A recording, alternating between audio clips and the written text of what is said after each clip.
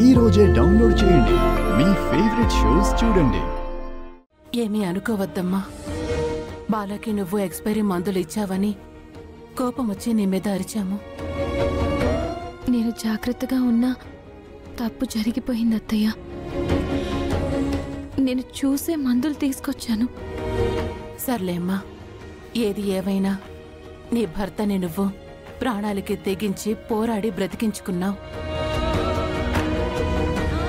నా కొడుకు ఈరోజు ప్రాణాలతో ఉన్నాడంటే దానికి కారణం నువ్వేనమ్మా. అత్తయ్య, బాలగారి బాధ్యత నాది. నా భర్తని నేను ఎలా అయినా కాపాడుకుంటాను. అత్తయ్య, ఆ విషయంలో మా అక్క తన ప్రాణాలకి ముప్పున్న కూడా పట్టించుకోదు. కానీ మామ్, మనమే వద్దని అపార్థం చేసుకొని ఆవేశంలో నోటికొచ్చినట్లు అనేశాం. నువ్వు చెప్పింది కరెక్టే అనంత్. అమ్మా త్రిపుర, నిన్నందరూ చాలా మాటలన్నారు. వాళ్ల తరపున నేను సారీ చెప్తున్నాను. అయ్యో, మీరు సారీ చెప్పడం ఏంటత్తయ్యా? నా తప్పు ఉన్నా లేకపోయినా బాలగారి విషయంలో పొరపాటు జరిగింది. ఏం జరిగినా బావగారిని నువ్వే కాపాడుకున్నావు కదక్కా. అక్కడ గుళ్ళో తేలు కుట్టినా కూడా లెక్క చేయకుండా నువ్వు హోమం జరిపించావు. ఆ క్షణంలో నేను ఎంత టెన్షన్ పడ్డానో తెలుసా? ఒకవైపు అన్నయ్య ప్రాణాపాయ స్థితిలో ఉన్నాడు, మీరేమో ప్రాణాలకి తెగించి సాహసం చేశారు. నువ్వు నీ ప్రాణాల మీదకొచ్చినా నీ గురించి ఆలోచించలేదక్కా. బావగారి గురించి ఆలోచించావు.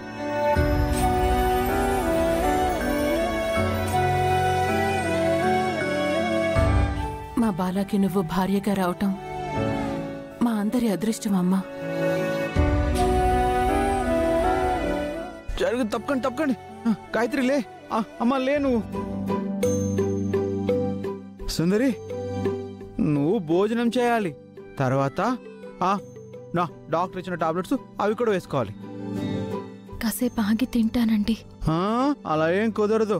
టైంకి తినాలి, టైంకి టాబ్లెట్స్ వేసుకోవాలని నువ్వే కదా చెప్తావు.